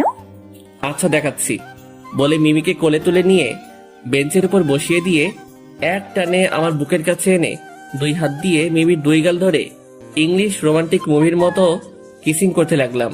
মিমি তো আমার এমন কাণ্ড দেখে অবাক হয়ে আমার দিকে তাকিয়ে আছে। আর এই সিনিয়র গার্লফ্রেন্ড আমার অবাক পরে হয়েন এখন আমার সাথে রেসপন্স দিতে থাকেন। তারপরে আমি আবারও আমার ঠোঁট দিয়ে মিমির ঠোঁট চেপে ধরলাম। এইবার মিমিও আমাকে রেসপন্স দিয়ে যাচ্ছে, আর তার 2 হাত দিয়ে আমার মাথার চুল টেনে ধরে আমার ঠোঁট চুষেই খাচ্ছে। উফ, কি একটা মোমেন্ট তা বলে বোঝাতে পারবো না। মিমি এইবার আমাকে বেঞ্চের উপরে শুইয়ে দিয়ে আমার উপরে শুয়ে পড়লো। আমরা জায়গা চেঞ্জ করছি, কিন্তু কেউ কারো ঠোঁটের উপর থেকে ঠোঁট নামাচ্ছি না। এমন রোমান্টিক কিসিং মনে হয় আগে কখনো হয়নি। জীবনেই প্রথম এমন রোমান্টিক কিসিং, তাও যদি হয় সিনিয়র অভিজ্ঞ আপুর সাথে। অভিজ্ঞ বলতে দেখে শিখাকে বোঝানো হয়েছে, আমাকে বেশি কষ্ট করা লাগছেই না, সেই বোঝা যাচ্ছে। জুনিয়র মেয়ের সাথে প্রেম করলে হয়তো এমন রোমান্টিক সিন বুঝতেই পারতাম না। যাক, এইভাবে আরো 3-4 ঘন্টা চললো, শুধু মজাই মজা। কিন্তু সেই মজা বেশিক্ষণ থাকলো না। হঠাৎ করেই বাইরে থেকে কে যেন দরজা ধাক্কাতে লাগলো। আমি মিমিকে ছেড়ে বললাম, এখন কি হবে? যা হবার তাই হবে। সব দোষ কিন্তু আপনার, আপনার জন্যই এমন হয়েছে। ওহ, কিসকি শুধু আমি একাই খেলাম? না, তবে এইখানে না আসলে ভালো হয়তো। ও, এখন তো সব দোষ তো আমারই হবে না? দেখেন, এইভাবে আমাকে ঝাড়ি দিবেন না কিন্তু। কেন? দিলে কি হবে? তাহলে আমি কান্না করতে লাগবো। বলে কি এই ছেলে? এত বড় একটা ছেলে, সে নাকি ঝাড়ি খেয়ে কান্না করে দেয়? আর আমি কি আপনার মতো বুড়ি নাকি? আমি তো ছোট একটা বাচ্চা। ইস, আসছে আমার বাচ্চা ছেলে। ওই, আমি কি বুড়ি নাকি? না মানে, আপনি তো আমার থেকে অনেক বড়। কত হবো তাও? 100 বছর? কি বলেন এসব? যা সত্যি সেটাই তো বলেছি। আচ্ছা, এসব কথা বাদ দিয়ে আগে দেখি বাইরে কে আছে। তুমি গিয়ে দরজাটা খুলে দাও। আমি যাব কেন? দরজা আপনি বন্ধ করেছেন, আপনি যাবেন। তুমি যাবে না, আমি চিৎকার দিব। চিৎকার দিবেন কেন? বলবো তুমি আমাকে জোর করে এই রুমে নিয়ে এসছো। কি এত বড় মিথ্যা কথা? সেটা আমি আর তুমি জানি, বাইরের কেউ তো জানে না। আমি আর কিছু না বলে দরজা খুলে দিলাম। দরজা খুলে দেখলাম আমার হারামিগুলো দাঁড়িয়ে আছে, রকি, রাসেল, বাপ্পি আর ফারহান। সরি দোস্ত, আমার জন্য তোকে অনেক মার খাওয়া লাগলো। তখন আমি মজা করে বলেছিলাম। আরে কি শুরু করলি তোরা? থাক, আর মিথ্যা বলা লাগবে না। তুমি রুমে ঢুকে সব লিপস্টিক খেয়ে এখন মিথ্যা বলছো। তোমরা আসার সময় পেলে না? দেখছোই তো ভেতরে রোম্যান্স চলছে। সরি আপু, আমরা বুঝতে পারি নাই। It's okay. চল দোস্ত, ক্লাসে যেতে হবে। ওই দাঁড়া দাঁড়া, আগে তোর ঠোঁটের নিচে থেকে লিপস্টিকটা মুছে ফেল। তারপরে ফ্রেশ হয়ে ক্লাসে চলে গেলাম। মিমিও তার ক্লাসে চলে গেল। এইদিকে ক্লাসের মধ্যে রকি বলল, কিরে ভাই, কি হলো এটা? কোনটা? মিমি আপুকে পান দিলাম তোকে বাঁশ দেওয়ার জন্য, কিন্তু সেটা তো হলোই না, উল্টো তুই মিষ্টি মুখ করলি। সবার কপালে সব জিনিস থাকে না, যেমন তোর কপালে পারহানা নেই, আর যদিও থাকে তাহলে সেটার বাস আমি দিব। দোস্ত এইভাবে বলিস না, তাহলে আমি মরেই যাব। শালা, তখন আমাকে বাস দেওয়ার সময় এই কথা মনে ছিল না? সরি দোস্ত, আমি তো মজা করছিলাম। ওই মজাই আজ থেকে তোর সাজা। দোস্ত এই কথা বলিস না। দেখ শালা, এখন কেমন লাগে? আমার বুকের বাম পাশে চিনচিন করছে। কথা বলছিলাম, তখন রুমে স্যার ঢুকলো। তারপরে ক্লাস শেষ করে বাইরে আসলাম। বাইরে বের হতেই রাজের ফোন আসলো। রাজ বলো। ভাইয়া ইমার্জেন্সি হাসপাতালে আসেন। কেন, কি হয়েছে? আগে আসেন, পরে বলছি। আচ্ছা, আসছি। তারপরে ফোনটা কেটে দিয়ে যেই বাইক নিয়ে আসতে যাব, তার আগেই মিমি আমার বাইক চেপে ধরলো। ওই, আমাকে রেখে কোথায় যাচ্ছ? ইমার্জেন্সি কাজ আছে, তাই যাচ্ছি। আমাকে ছাড়া আর কি এমার্জেন্সি কাজ আছে? আমিও যাবো তোমার সাথে। জানি ও আর আমাকে একা যেতে দিবে না, আবার নিয়ে গেলেও সিক্রেট থাকবে না। আপনি থাকেন, আমি পরে নিয়ে যাচ্ছি। না। বলে মিমি আমার বাইকে উঠে আমাকে পিছন থেকে জড়িয়ে ধরে রাখলো। আর কিছু না বলে আমরা হাসপাতালে চলে গেলাম। হাসপাতালে গিয়ে দেখলাম রাজ বাইরে দাঁড়িয়ে আছে। আমাকে দেখে আমার সামনে আসলো। ভাইয়া ভিতরে চলেন। কে এটা? আপনি আমার সাথে আসুন। বলে মিমিকে নিয়ে ভিতরে গেলাম। ভিতরে রোগীদের আসনে বসিয়ে দিয়ে বললাম, এইখানে চুপচাপ বসে থাকবেন, কোথাও যাবেন না। মিমি ব্যাগ থেকে ফোনটা বের করে টিপতে লাগলো, আর আমিও রাজের সাথে ভিতরে চলে গেলাম। কোথায় যাচ্ছি আমরা? মর্গের রুমে। তারপরে ওইখানে গিয়ে রাজ বলল, এই যে দেখেন। তারপরে মর্গে যা দেখলাম তা দেখে অবাক হয়ে গেলাম, কারণ ওইখানে সব লাশ আছে, আর লাশের সাদা কাপড়ের উপর দিয়ে রক্তে ভরে আছে। সব লাশের কাপড়ে রক্ত কেন? এটাই তো রহস্য। মানে? মনে হচ্ছে রুগীকে অপারেশন রুমে ঢুকিয়ে রোগীর পেটের মধ্য দিয়ে দামি জিনিসগুলো বের করে নিচ্ছে। সেইগুলো কি কি? সেগুলো কি সেটা আমি এখনো বুঝতে পারি নাই, কিন্তু আন্দাজ করে বলতে পারছি যে রুগীর দামি কিছুই নেওয়া হচ্ছে। আচ্ছা, তোমাকে একটা কাজ করা লাগবে। কি কাজ ভাইয়া? আজ এই মর্গের পাহারা তোমাকেই নিতে হবে, যেভাবেই হোক। কিন্তু কেন ভাইয়া? আমি আজ রাতে আসবো, আর মৃত্যু রোগীদের সাথে কি হচ্ছে সেটা দেখা লাগবে। আচ্ছা, যেভাবেই হোক আজ রাতে আমি নাইট ডিউটি করব। আচ্ছা। তারপরে ওইখান থেকে চলে আসলাম। বাইরে এসে দেখি মিমি ওইখানে নেই। আমি তো ভয় পেয়ে গেলাম। তারপরে খুঁজতে খুঁজতে মিমিকে দেখলাম এক ডাক্তারের চেম্বারে বসে আছে। ডাক্তারটি মধ্যবয়সী। আমি রুমে ঢুকে মিমিকে বললাম, আপনি এখানে কি করছেন? আপনাকে আমি সারা জায়গায় খুঁজে বেড়াচ্ছি। আমি ফুপার সাথে গল্প করছিলাম। ফুপা মানে? এইটা আমার ফুপা, ডক্টর রহমান। ও, আসসালামু আলাইকুম আঙ্কেল। ওয়ালাইকুম আসসালাম। আচ্ছা, তখন এত তাড়াতাড়ি ওখান থেকে আসলে কেন? তুমি তো কিছুই বললে না। না, আসলে এখানে আমার একটা ফ্রেন্ড অ্যাক্সিডেন্ট করছে, তাই এসেছি। মিথ্যা বললাম। ও আচ্ছা। তোমার বন্ধুর এখন কি অবস্থা? জি আলহামদুলিল্লাহ ভালো। আচ্ছা শোনো, দরকার হলে আমাকে বলবে। জি। তারপরে ওইখান থেকে চলে আসলাম।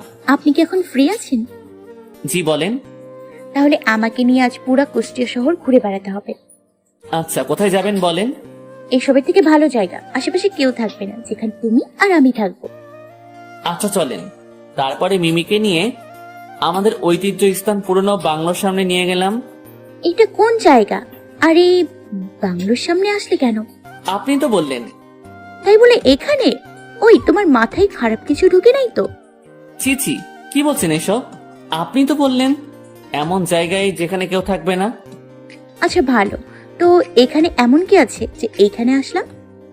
শুধু পুরনো ইট আর আসবাবপত্র ভাঙচুর পড়ে আছে। এই দেখার জন্য এখানে নিয়ে আসলে? না, ভিতরে ঐতিহাসিক কিছু আছে, সেগুলো দেখানোর জন্য। কি সেটা? সেটা ভিতরে গেলেই বুঝতে পারবেন। ওই ওই, হাসবে না কিন্তু। আচ্ছা। তারপরে আমি আর মিমি ভিতরে গেলাম। উদ্দেশ্য আজ পুরনো বাংলোতে। রোম্যান্স হবে। তবে আপনারা চুপ, মিমি যেন জানতে না পারে। তারপরে মিমিকে নিয়ে ভিতরে গেলাম, আর ভিতরে অন্ধকার থাকার জন্য কিছু দেখা যাচ্ছিল না, তাই ফোনের ফ্ল্যাশ লাইট বের করে যেতে লাগলাম। মিমি আগে আগে আর আমি পিছনে পিছনে। ওই আমার কিন্তু ভয় লাগছে। সে কি, আপনি আমার থেকে বড় হয়ে ভয় পাচ্ছেন? ভয় কি ছোট দেখে হয় নাকি? জানি না তো। ভালো। তারপর আমি হাঁটতে লাগলাম। হঠাৎ করে জোরে কিছু উড়ে যাওয়ার শব্দ শুনে মিমি পিছন ফিরে আমার দিকে এক লাফ দিয়ে আমার কোলে উঠে পড়লো। আরে আরে, কি করছেন? কোল থেকে নামেন। না, আমার ভয় করছে। আমি তোমার কোলে থাকি প্লিজ। না, আমি আপনার মতো মোটুকে কোলে নিতে পারবো না। কি বললে? আমি মোটু? হুম। যা, তোর কোলে উঠবো না। বলে মিমি নেমে সামনে হাঁটতে লাগলো। রাগ করেছে? ওয়েট, জানো রাগ দেখাচ্ছি। বলে লাইটটা অফ করে দিয়ে মিমি অনেকখানি দূরে চলে গেলাম। এইদিকে মিমি লাইট অফ করা দেখে ভয় শেষ। অন্ধকারে পিছনে হাতিয়ে আমাকে পেল না। মিমি আমাকে ডাকতে লাগলো, আমি কোনো জবাব দিচ্ছি না। মিমি এবার ভয় কাঁদতে লাগলো। মিমির কাঁদার আওয়াজ শুনে তাড়াতাড়ি লাইটটা জ্বালিয়ে দেই। মিমি আমাকে দেখে আমার দিকে দৌড়ে চলে আসে আর শক্ত করে আমাকে জড়িয়ে ধরে। মিমি এখনো কান্না করেই যাচ্ছে। আরে পাগলি, কান্না করছো কেন? আমি এই প্রথম মিমিকে তুমি করে বললাম। মিমি কোনো কথা বলছে না। কি হলো, কথা বলছো না কেন? জানো তোমাকে এইখানে কেন এনেছি? কেন? তোমার সাথে রোম্যান্স করার জন্য। আমার কথা শুনে মিমি আমার দিকে তাকালো। আমি এইবার আর কিছু না বলে মিমিকে জড়িয়ে ধরে কিস করতে লাগলাম। মিমি আমাকে ছাড়ানোর চেষ্টা করতে লাগলো, কিন্তু পারল না। আমি কিস করেই যাচ্ছি। বেশিক্ষণ পরে মিমিও আমার সাথে রেসপন্স দিতে লাগলো। আমি পিছনে, মিমি আগে। আমরা কিস করতে করতে এগোতে লাগলাম। হঠাৎ কিসের সাথে পা বেঁধে পড়ে গেলাম। মিমি নিচে আর আমি ওপরে, কিন্তু অদ্ভুত বিষয় আমাদের কারো লাগলো না। তাই আমি ফোনটা বের করে লাইট জ্বালিয়ে যা দেখলাম তা দেখে আমি আর মিমি পুরাই অবাক। কারণ আমরা যেখানে পড়েছিলাম সেটা ছিল ফ্রম, এক বিশাল বড় ফ্রম। কি এটা? মনে হচ্ছে এর নিচে কিছু আছে। হুম। আচ্ছা তুমি দাঁড়াও, আমি দেখছি। না না না, যদি খারাপ কিছু থাকে? আরে পাগলি, তুমি দাঁড়িয়ে থাকো, আমি দেখছি। তবে সাবধান। তারপর আমার ফোনটা মিমির হাতে দিয়ে ফর্মটা উঠিয়ে দেখলাম অনেকগুলো কার্টুনের প্যাকেট। কি এইগুলো? আচ্ছা দাঁড়াও, দিচ্ছি। বলে প্যাকেট খুলে দেখলাম। এতগুলো ওষুধ এইখানে কেন? সেটা তো আমিও বুঝতে পারছি না। আমার ভীষণ ভয় লাগছে। চলো এখান থেকে। দাঁড়াও, আচ্ছা এই ওষুধ যদি সরকারি হতো তাহলে এইখানে থাকতো না, আবার যদিও ভালো হতো তাহলে এইখানে থাকতো না। আমার মনে হচ্ছে এই ওষুধ ব্ল্যাক ওষুধ, আর এই ওষুধ মানুষের ভালোর জন্য নয়। সিয়াম চলো প্লিজ, আর এখানে থাকা যাবে না। মিমি আমাকে পিছনে থেকে ভয়ে আমার শার্ট ধরে আছে। আমি বুঝলাম মিমি ভয় পাচ্ছে, তাই আর ওখানে না দাঁড়িয়ে চলে আসলাম। আর আসার সময় ওষুধের একটা বক্স নিয়ে আসলাম। মিমিকে তার বাসায় নিয়ে গেলাম। কোথায় যাবে এখন? এই বক্সটা নিয়ে আমার ছোট কাকুর কাছে যাব। যেখানেই যাও ভালোভাবে যাবে। জি ম্যাডাম। ওই শোনো। আমি কিছু বুঝে ওঠার আগেই মিমি আমার কপালে একটা কিস করে দৌড়ে তার বাড়ির মধ্যে চলে গেল। কি সাহস রে বাবা, ওর বাসার সামনে ও আমাকে কিস করছে। কিন্তু এমন সাহস ওই বাংলোর মধ্যে কই ছিলি? তারপরে আমি হাসতে হাসতে ওইখানে থেকে চলে আসলাম কাকুর হাসপাতালে। দিয়ে দেখলাম কাকু তার রুমে বসে আছে। আসসালামু আলাইকুম কাকু। ওয়ালাইকুম আসসালাম। সিয়াম, তুমি এখন কিছু বলবে নাকি?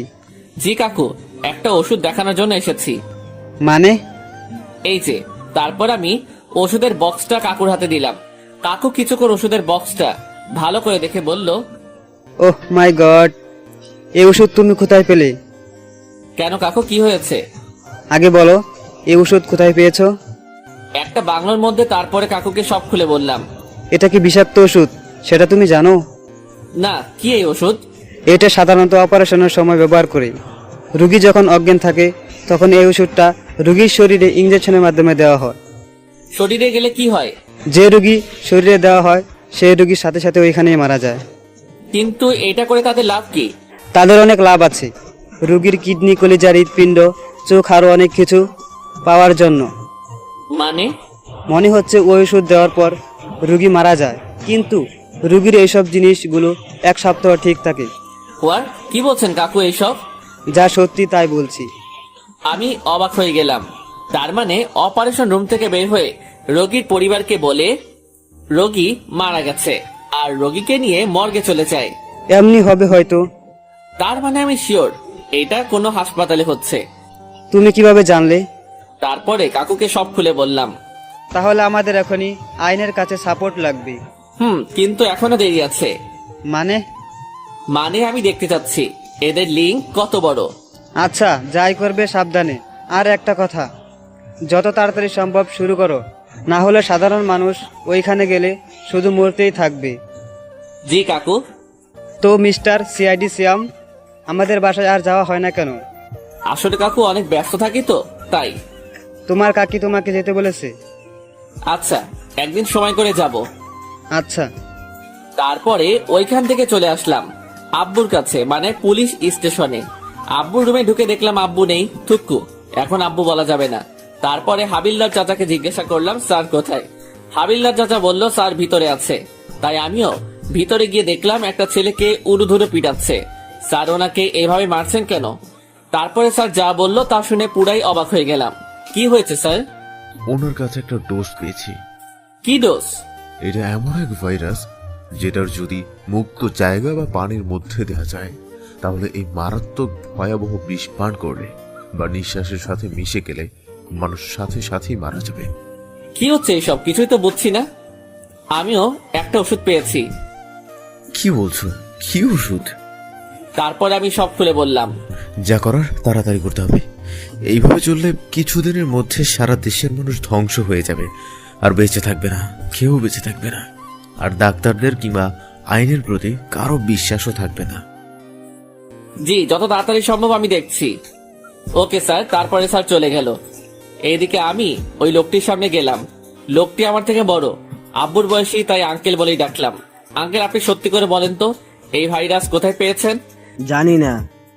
দেখেন, আপনি এই দেশের নাগরিক, আমরাও এই দেশের নাগরিক, আর আপনি আমি কেউ চাই না যে আমাদের দেশের ক্ষতি হোক। কিন্তু আমি এখন চাই। কিন্তু কেন?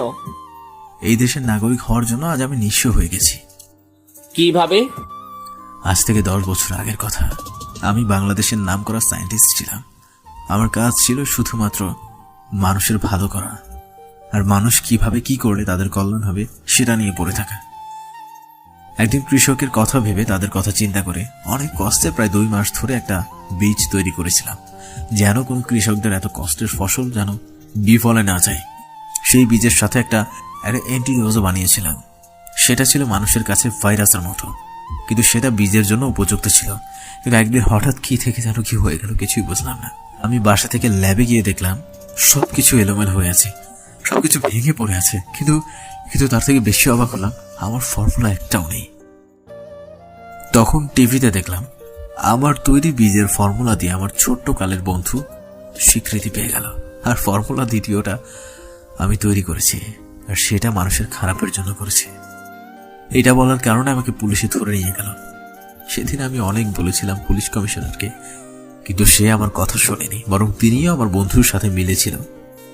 তখন থেকে আমি প্রতিজ্ঞা করি যে আমি আর কারো ভালোর জন্য কিচ্ছু করব না, এমন কিছু করব যেটার জন্য এই দেশের সবার ক্ষতি হয়। আচ্ছা, মানলাম আপনারা সাথে অন্যায় করা হয়েছে, আর এই ভাইরাসে যদি আপনারও কোনো ক্ষতি হয়? আমার কিছু হইবে না, কারণ আমার কাছে এর ইন্ট্রোডুস আছে। আমরা তো এখন চাইলে আবার আমাদের দেশটাকে রক্ষা করতে পারি। সেটা কি করে করব? করেও কি আমার আগের দিনগুলো ফিরিয়ে আনতে পারবো? না, তবে সরকার থেকে পুরস্কারের ব্যবস্থা করে দিব। সত্যি? কিন্তু আমার এই ফর্মুলার দ্বিতীয়টা নিয়ে নেয় আমার ওই বন্ধু। তাহলে এখন কি হবে? আমার কাছে ইন্ট্রোডুস আছে, সেটা দিয়ে আমি সবকিছু ঠিক করতে পারবো। তাহলে এখনই চলেন। তারপরে চলে গেলাম তার সেই বন্ধুর কাছে, আর তাকে পেয়েও গেলাম। ওই লোকটিকে দেখার সাথে সাথে আমার সাথে আসা লোকটি ওর কাছে দৌড়ে গিয়ে একটা ঘুষি মেরে তাকে মাটিতে ফেলে দিল। এই বছরের রাগ তার জন্য। কিন্তু ওনাকে কিছু করতে দিলে হবে না, যা করার আমাকেই করতে হবে। আমি ওনার সামনে গিয়ে বললাম, আপনি এই দেশের মানুষ হয়ে এত জঘন্য কাজ কিভাবে করতে পারলেন? দেশ দেশ দিয়ে কি করব? আজ রাতে আমরা এই দেশ ছেড়ে চলে যাব। লজ্জা করে না এই দেশের নাগরিক হয়ে এই কথা বলতে? নাগরিক হয়ে কি করব? এই দেশের বিনিময়ে পেয়েছি কোটি কোটি টাকা। এতদিন শুধু স্বপ্নই দেখে গেছেন, আজ বুঝবেন এই দেশে সচেতন নাগরিক কি করতে পারে। তুই একটা পিচ্চি পোলা হয়ে আমাদের কি করবি? দেশ রক্ষা করতে ছোট বড় দেখা লাগে না, দেশের প্রতি মায়া মমতা ভালোবাসা আর দায়িত্ব থাকলেই হয়। এইসব দিয়ে তুই কিছুই করতে পারবি না। বলেই ওই লোকটা পিস্তল বের করে আমাদের দিকে গুলি মারলো। আমি বসে পড়াতে আমার কিছুই হয়নি, কিন্তু আমার পিছনে আমার সাথে আসা সেই লোকটির হাতে গুলি লাগে আর সে ওইখানে বসে পড়ে। এটা দেখে আমার মাথা চরম পর্যায়ে চলে গেল। আমিও পেছন থেকে পিস্তলটা বের করে ওর পায়ে গুলি করলাম। ওর পায়ে গুলি লাগতেই ও চিৎকার করে বসে পড়লো। আমি ওই লোকটির কাছে দৌড়ে গিয়ে টেনে একটা চড় দিলাম। যতই আমার বড় হোক, কিন্তু আইনের কাছে অপরাধী সমান। যাই হোক, তারপরে তাদের হাসপাতালে নিয়ে ভর্তি করিয়ে দিলাম আর বাইরে করা সিকিউরিটি দিয়ে রাখলাম। এইদিকে রাত হয়ে গেল। রাত 11টার পরে হাসপাতালে একটু নির্জন হয়ে গেল। সেই সুযোগে আমি হাসপাতালের ভিতরে গিয়ে রাজকে সাথে নিয়ে মর্গে গেলাম। মর্গের সামনে আসতে, রাজ তুমি এখানে দাঁড়িয়ে থাকো, আমি ভিতরে গিয়ে দেখে আসছি। ওকে ভাইয়া। আর কেউ আসলে আমাকে আগে বলে দিবে। জি ভাইয়া, আপনি যান। তারপরে আমি ভিতরে চলে গেলাম। ভিতরে লাইট বের করে একটা লাশের শরীরের চাদর খুলে দেখলাম। তার সারা বুকে সেলাই করা আর সারা শরীরে রক্ত বেঁধে আছে। আর চোখের দিকে তাকিয়ে দেখলাম চোখও নেই। এইটা দেখে কি করবো সেটা বুঝতেও পারছি না। ওইখানে আর না থেকে বাইরে চলে আসলাম। কি হয়েছে ভাইয়া, এখন কি করবেন? আর বসে থাকা যাবে না, অনেক হয়েছে আর নয়। তুমি এখনই এইখানে গিয়ে এইগুলো নিয়ে পাশের হাসপাতালে নিয়ে আসো। জি ভাইয়া। তারপরে রাত চলে গেল আর আমিও পাশের হাসপাতালে চলে গেলাম। ওনাদের কাছে কেবিনে ঢুকে দেখলাম পরে ধরা লোকটি বসে বসে আপেল খাচ্ছে। আমাকে দেখে বলল, আরে ছোট বাবা, তোমাকে তো খুঁজছি। ইস, এখানে ভর্তি করে আমাকে খুব ভালো করেছো। লোকটি হাসতে হাসতে বলল। এইটা দেখে আমার মাথা পুরো আগুন হয়ে গেল। আশেপাশে তাকিয়ে দেখলাম কিছু নেই। তখন আমার পিছনে থাকা পিস্তলটা বের করে পিস্তলের উল্টা পিঠ দিয়ে তার মাথার উপর বসিয়ে দিলাম। ওর মাথা বাড়ি দেওয়ার সাথে সাথে ওর মাথা ফেটে রক্ত বের হচ্ছে। এর মধ্যেই রুমের মধ্যে নার্স ঢুকলো। এ কি করছেন? রোগীর সমস্যা হবে তো। কিছু হবে না। কে আপনি? বলে যে চিৎকার করতে যাবে তার আগে আমি বললাম, ওই চুপ, একটা শব্দ করলে এটা দিয়ে মাথার খুলি উড়িয়ে দিব। পিস্তলটা ওই নার্সের মাথায় ধরে বললাম।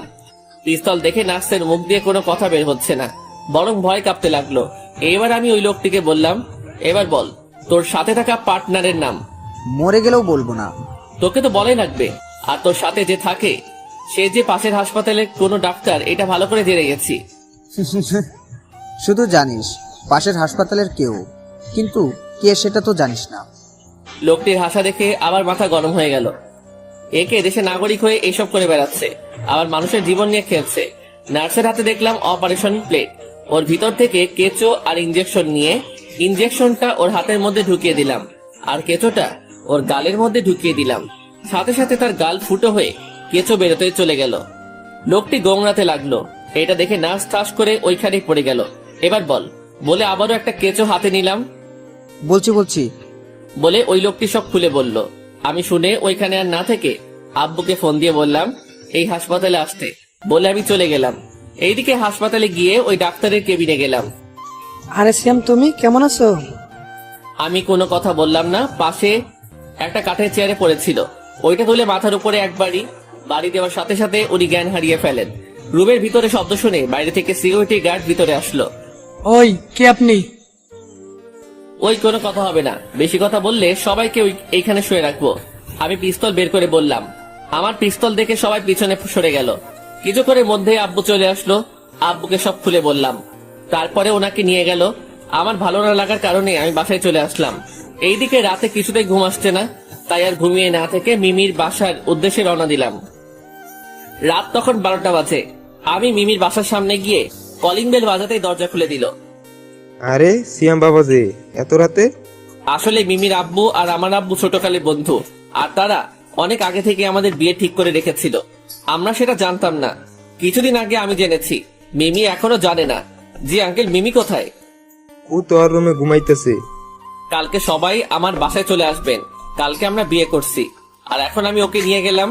কিন্তু কোনো কিন্তু নয়। তারপরে মিমি রুমে ঢুকে ওকে কোলে তুলে নিয়ে চলে আসলাম। ছেলেটির ভীষণ সাহস, না হলে কি এইভাবে তার পরিবারের সামনে এইভাবে তার মেয়েকে কুলে তুলে নিয়ে যেতে পারে? দেখতে হবে না জামাইটা কার? থাক, আর বলতে হবে না। এইদিকে আমি মিমিকে আমার রুমে নিয়ে গিয়ে আমার বেডের উপরে আমার বুকের উপর শুয়ে রাখলাম। ইস, এখন কি শান্তি। মিমি এখনো ঘুমাচ্ছে, আমিও মিমিকে জড়িয়ে ধরে ঘুমিয়ে পড়লাম। এইদিকে ভোর রাতে মিমি চোখ খুলে দেখে সে যেন কার বুকের উপর শুয়ে আছে। সে প্রথমে ভয় পেয়ে গেল। যেই চিৎকার দিতে যাবে তার আগেই আমার মুখ প্রথমে ভয় পেয়ে গেল। মিমির অবাকের চেয়ে বেশি খুশি হয়েছে, আর কিছু না বলে আমাকে জড়িয়ে ধরে আবারও শুয়ে পড়লো। তারপরে আর কি, দুই পরিবারের মতে আমাদের বিয়ে হয়ে গেল। কিন্তু সেই দিন রাতের কাহিনীটা মিমির কাছে অজানাই রয়ে গেল। তাতে আমার কি, আমি তো তাকেই বউ হিসেবে পেয়েছি, আমার একমাত্র সিনিয়র বউ, যে সবকিছু আমাকে শিখাবে। এই যে বর সাহেব, এত না হেসে সেই দিনের ঘটনা খুলে বলেন। সেটা তো বলা যাবে না। প্লিজ প্লিজ বলো না, খুব শুনতে ইচ্ছে করছে। সেটা না হয় পরবর্তীতে শুনবে। ঠিক আছে, তাহলে বলতে হবে না কিন্তু। প্রমিস। তাহলে আমাদের ভালোবাসাটা হলো সিনিয়র বউয়ের ভালোবাসা। আর আমাদের এই ফিল্মের ডায়লগটা কি বলো তো? কেন? সিনিয়ররা সব বুঝে। এই হাসাহাসি পরে, চলো চলো বাসরটা সেরে ফেলি। সেটা না হয় পরবর্তীর জন্যই রয়ে গেল। হ্যাঁ।